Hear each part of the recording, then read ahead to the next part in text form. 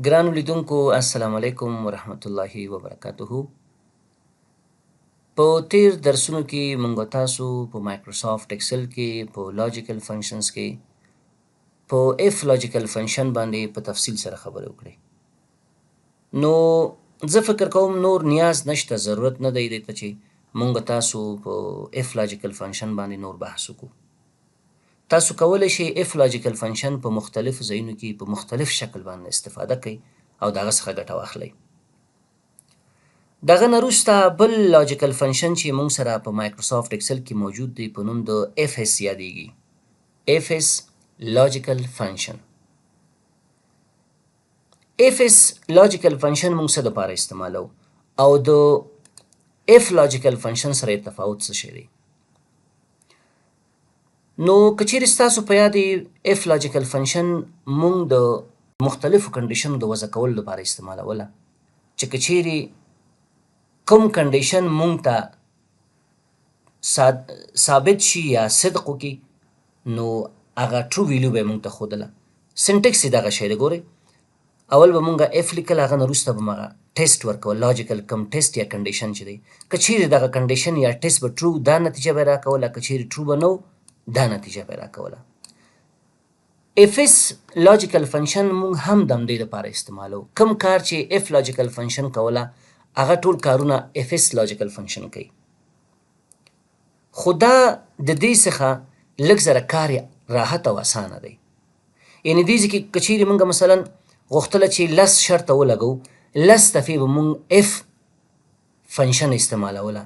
البته اف فنکشن به په دې اول اف کې از نسټډ استعمالوله. په دې معنی یو ځل چې اف به مو لیکو ورپسې به بیا بل اف لیکله، بیا به م کنډیشن ورکو، بیا به م اف بل استعمالول، بیا تر یعنې 10 اف فنکشن به موږ استعمالول، نسټډ اف فنکشن.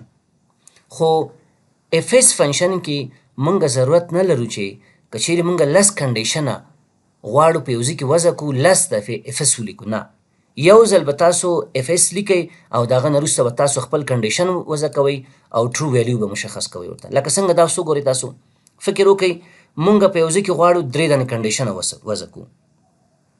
نو اول لیکو مساوي اف اس، د هغه نه وروسته قوس شروع خپل لاجیکل ټیسټ لیکو یا لاجیکل کنډیشن چې زموږ دی، که چیرې هغه ټرو شي څه وکړو، بیا بل کاما بل لاجیکل ټیسټ لیکو. ضرورت نشته چې بیا لکه د اف غوندې اف اس ولیکو ورسره، نه دې ته ضرورت نشته. فقط لاجیکل ټیسټ به لیکي، ټرو ویلیو به لیکي، بیا کاما همداسې زیات تر 127 دانې کنډیشنه موږ کولی شو په یو اف اس فنکشن کې وضع کړو.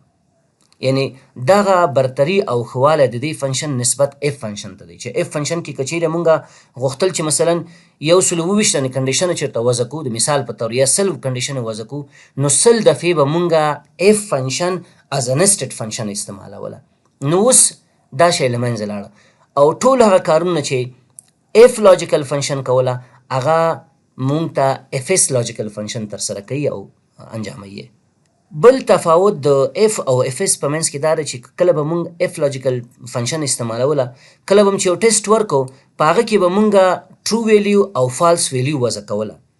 په اف اس لاجیکل فنکشن کې موږ چې کله ټیسټ وضع کوو نو تنه ټرو ویلیو وضع کوو ورته. مثلا ټیسټ مې وضع کوو ورته، کنډیشن مې ورکو، که چیرې دا کنډیشن ټرو شو دغه ماته راوړه. مونږ فالس ویلیو نشو وضع کولی په هر یو کې. بیا د فالس ویلیو دپاره مونږ په آخر کې یو تخنیک وهو چې هغه باندې به زه تاسو ته عملي کار کوم. نو دا د اف او اف اس لاجیکل فنکشن په منځ کې هغه عمده تفاوت و. لکه څنګه چې مونږ په اف لاجیکل فنکشن کې نور مثلا لاجیکل فنکشن هم استعمالول لکه اند اور، تاسو کولی شئ دا په اف اس کې هم استعمال کړئ. تاسو پوه شئ په خبر باندې. نو ډېرې خبرې نه کوم، راځم عملي تاسو ته په دې باندې کار کوم. راځم مایکروسافټ ایکسل ته. که چیرې تاسو وګورئ دلته په دغه مثال باندې مونږ تاسو په اف لاجیکل فنکشن کې کار کړو. دغه سیلز شیټ دی د پټرول پمپ دپاره چې دلته مثلا مونږ د پر لیټر کاسټ معلوم کړو د اف لاجیکل فنکشن په واسطه باندې. بیا دلته هم دا مشخص کړو چې په دې کې څومره ټوټل زمونږ ډیزل خرڅ شوي دي، څومره پټرول خرڅ شوي دي، د څومره سی ان جي خرڅ شوي دي. همدغه مثال زه تاسو ته د اف په ځای باندې په اف اس لاجیکل فنکشن باندې حلوم.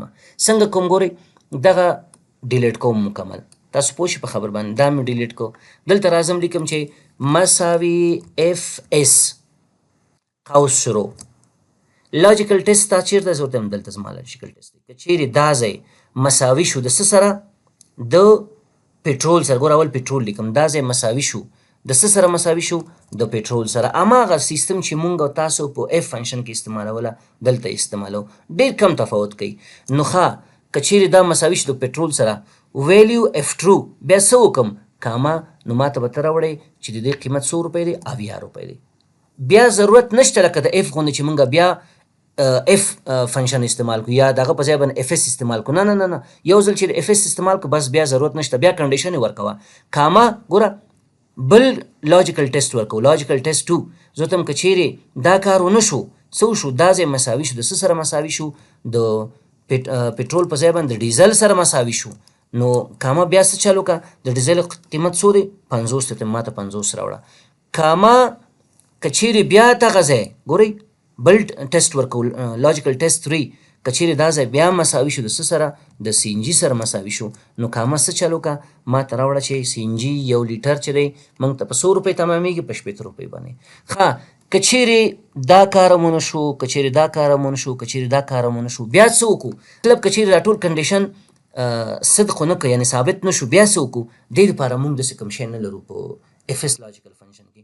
یو تخنیک وهو په هغه باندې بیا دا نتیجه معلومو. څنګه دا نتیجه معلومو تاسو څه ګورئ. او که چیرې هغه فالس ویلیو دپاره موږ کوم کرایټیریا مشخص نه کړو، څه کېږي؟ قوس مې بند کړو، انټر مې کلیک کړو.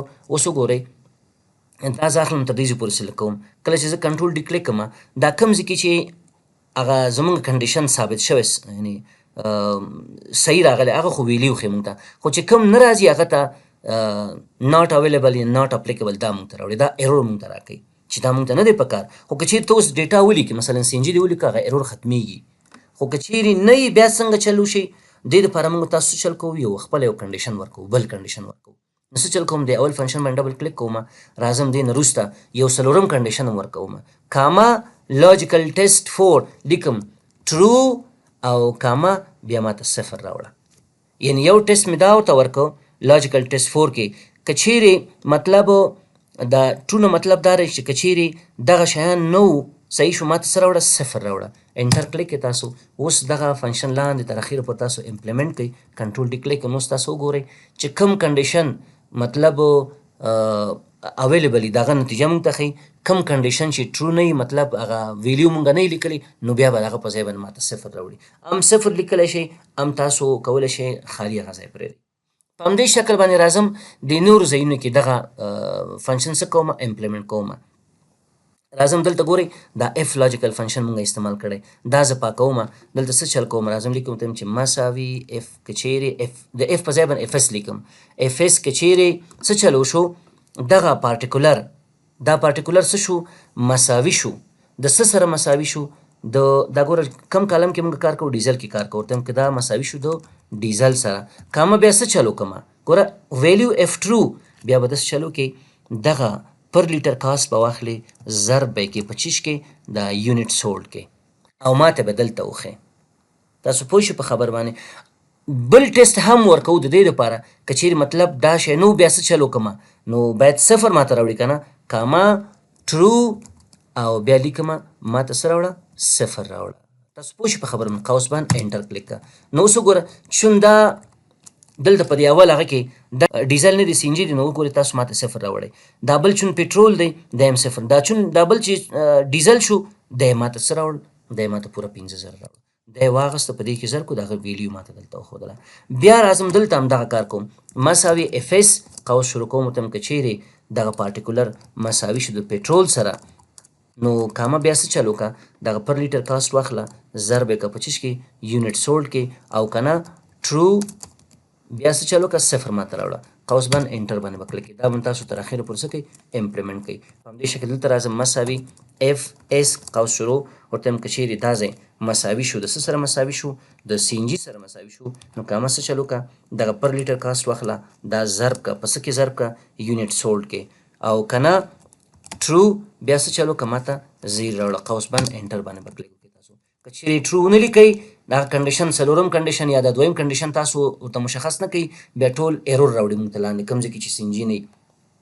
نو تاسو څه ګورئ هماغه پخوانی مثال ما په څه باندې کار وکړو په اف اس فنکشن باندې مې کار وکړو نو اوس مکمل کم چې سی ان جي خرڅ شوي پیسې سی ان جي کالم ته راغلې کم چې پټرول خرڅ شوي پټرول کالم ته لاړې کم چې ډیزل خرڅ شوي ډیزل هغه ته راغلې دا نور ولې نه ښیي ځکه چې دلته موږ یونټ سولډ نه دی مشخص کړی نو زه څه چل کوم یونټ سولډ که چېرې ورته ولیکم چې یو یونټ ما خرڅ کړو نو پیسې شپېته روپۍ شوې هلته مکمل راوړې او دا نور خو جمع شوي تاسو پوه شو په خبر باندې نو په دې شکل باندې مونږ تاسو کولی شو چې د اف اس فنکشن څخه په مایکروسافټ اکسل کې استفاده وکړو دا و زموږ ستاسو د نن ورځې درس